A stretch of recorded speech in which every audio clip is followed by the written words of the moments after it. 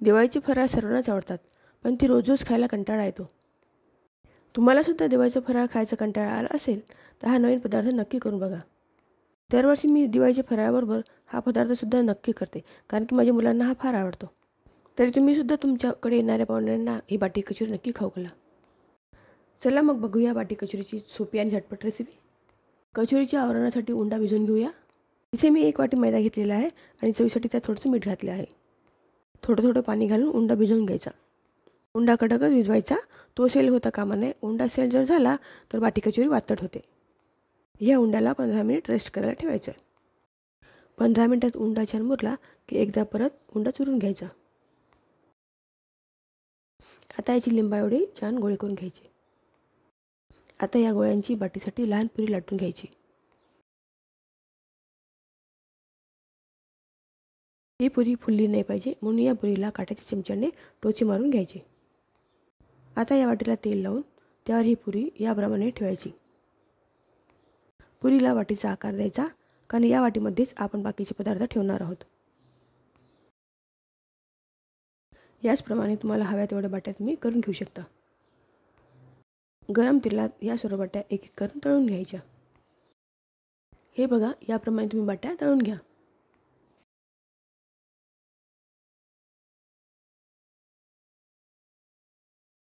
खालच्या बाजूने झाले की पलटून वरच्या बाजूने सुद्धा अशी तळून घ्या.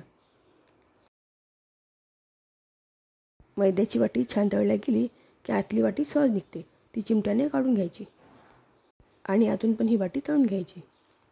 ही वाटी बनवताना स्टीलच्या वाटीला तेल लावायला विसरू नका, नाहीतर मैद्याची पुरी वाटीला चिटकून जाणार आणि निघणार नाही. या वाटीला छान कुरकुरीत आणि गोल्डन ब्राऊन होईपर्यंत तळून घ्यायची आहे.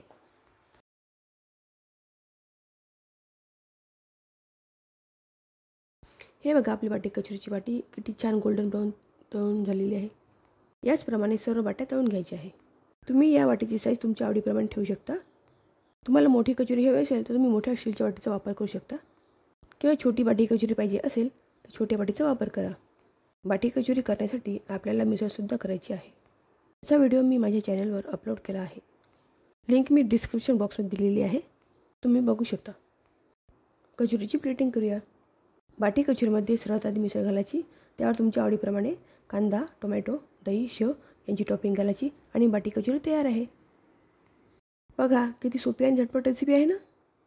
या बाट्या तुम्ही 8 दिवस एअरटाईट कंटेनरमध्ये स्टोअर करून ठेवू शकता. जेव्हाही बाटी कचोरी खावीशी वाटेल, बाटीमध्ये मिसळ आणि तुमच्या आवडीप्रमाणे टॉपिंग्स घालून सर्व करा. झटपट आणि इझिली तयार होणारा हा पदार्थ आहे. तुम्हाला कशी वाटली ही रेसिपी कमेंट करून नक्की सांगा आणि व्हिडिओ आवडला असेल लाईक करायला विसरू नका. अशाच आणखी रेसिपीसाठी माझ्या चॅनलला सबस्क्राईब करायला विसरू नका.